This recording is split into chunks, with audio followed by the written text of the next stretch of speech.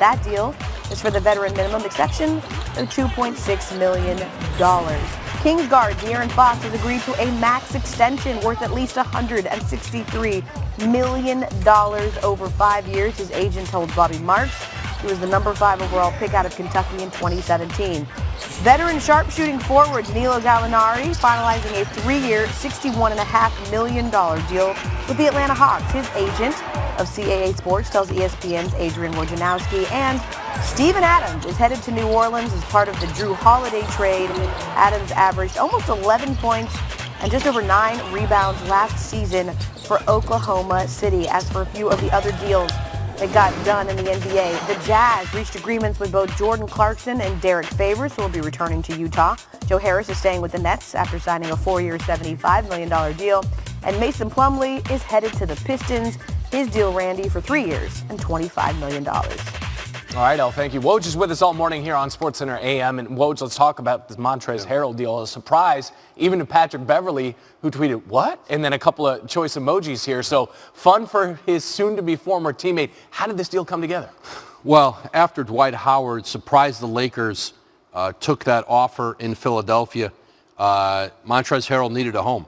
And the Lakers moved in, offered him their full mid-level exception. So now he'll go from being, playing that six-man role in with the Clippers to perhaps now the starting center for the Lakers. That's one heck of a lineup they're building, continuing to build with the Lakers there. And one deal that El told us about is the Drew Holiday deal and how Steven Adams moves to the Pelicans as a part of that. What more can you tell us about behind the scenes with a move like this? Well, you've seen now Oklahoma City has moved toward a full rebuild. They traded Chris Paul. Danilo Gallinari is reported is going to Atlanta. And now Steven Adams, one of the most popular players in Oklahoma City's, league history. He'll go now with a year left on his contract. The Thunder get something for him. They get a first-round pick via Denver as part of that larger deal, a couple second-round picks. And Steven Adams will anchor that back line for Stan Van Gundy in New Orleans with a lot of young players, few better influences, locker room, and a player who can still play at a very high level. Talk about building a culture. He's a guy who can do that there for Stan Van Gundy. That's Adrian Wojnarowski with the very latest. He'll be with us all morning on NBA Free Agency. Well, yeah, Aaron Baines is a guy that everybody's sort of wondering about because there's that second-tier level of center that a lot of the good contending teams need. Bobby, I don't know if you've heard this, but, Boston obviously needs some more depth at center right now, having done the Enes Kanter trade. Baines is a guy that I think you look at in both LA teams. Any team that needs a good center who can provide some toughness is going to look at Aaron Baines, maybe even like a New Orleans Pelicans, somebody physical to stand next to Zion. I think he's got a good market. It's just a question of Phoenix can outpay everybody. And this is a deep, out of the out of the 5 positions, this is deep. This is probably one of the deepest, with Baines and Howard and Nerlens Noel. We'll see what happens with Serge Ibaka and Christian Wood, Montrezl, Harrell, players like that. This is probably the deepest position out of this group of free agents. All right, I want to move on a little bit because we've been discussing how. Oh, yeah, Brian. Yeah, don't forget about Hassan Whiteside, who there may still be some interest in Sacramento to bring it back where it all started. No. But I've heard, like Ramona has, the New Orleans Pelicans are interested in the center market. In addition to Aaron Baines, they could kick the tires on Marcus Morris, although I expect him to stay with the LA Clippers. When it comes to the Phoenix Suns, they had an option to wait to do this Chris Paul trade and open up a little bit more salary cap space after 6 o'clock tonight when the new league year happened.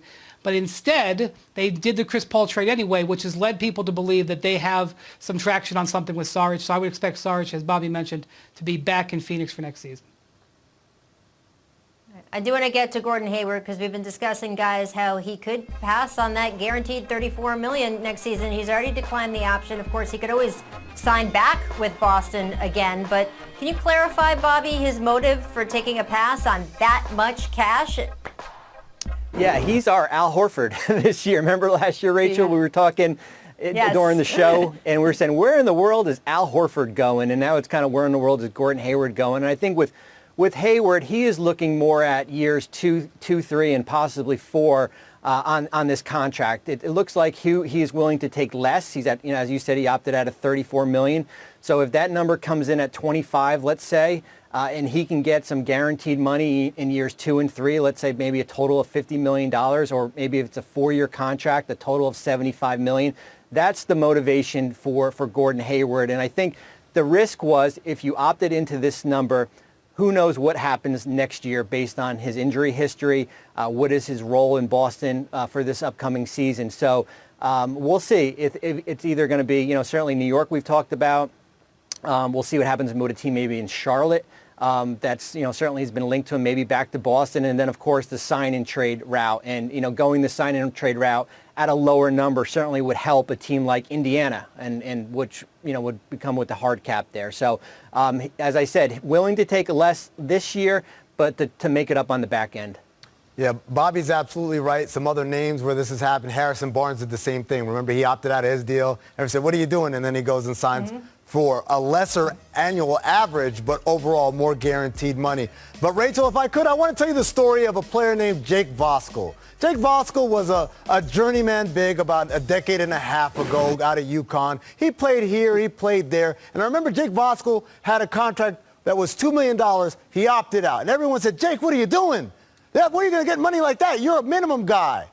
And lo and behold, Jake got paid $3 million on his next deal. And do you know who his agent was? It was a man named Mark Bartelstein from Priority Sports. And do you know who represents Gordon Hayward? It's Mark Bartelstein from Priority Sports. So don't be surprised if Priority has a deal lined up somewhere for Gordon Hayward, because you don't typically tell your client to give up on $32 guaranteed million unless you have something greater than 32 on the horizon. Well, I think what's interesting with Gordon Hayward and Bobby, I think the Indiana option is really interesting for him. He obviously played there in college. He's got some roots there. He'd fit very nicely on that team. Who would be going back? But with Gordon opting out here and trying to get more years, a lot of the suitors I think you would see for him would be the same teams that courted him a few years ago when he was a free agent. But a lot of those teams are holding their money for 2021 in that free agent class, which is when we come back to Giannis. Okay, if those teams think that Giannis is going back to Milwaukee, they don't have to keep their cap space open for 2021. Well, a lot of people in the team were expecting that after the moves the Bucks did, Giannis will eventually re-sign in Milwaukee. But what do we make of it now? Well, let's start with Milwaukee. So the word went out that Gordon Hayward Gordon Hayward was going to probably opt out of this contract about a month ago. And in that month, let me tell you the teams that I have heard connected to Gordon Hayward. Cleveland, Detroit, Atlanta, New Orleans, Charlotte, New York, Boston, and there's even some more. His representatives, as Amin said, have vetted the market. Now, Indiana makes the most sense. It is home. He would be a good fit there. But Indiana's payroll is in excess of $120 million right now. In a pandemic where their ownership has been particularly hard hit because it's based in malls and big properties like that. Their stock of Herb Simon, their owner, has dropped dramatically since the spring. So if it's a deal that adds money to Indiana's payroll, I don't see it. If it's a deal where he takes a pay cut, drops down, and also Indiana offloads likely more money than bringing in, then I think it's something that could happen. Or if Indiana makes another deal somewhere else to offload money that makes a sign and trade more viable. And that's really been a sticking point here. I think there's mutual interest between Indiana and Gordon Hayward. It's just a road to get there with the amount of money Indiana has on its books. Well, Brian, and I also think from Boston's sake, you've got that Jason Tatum extension that's going to be,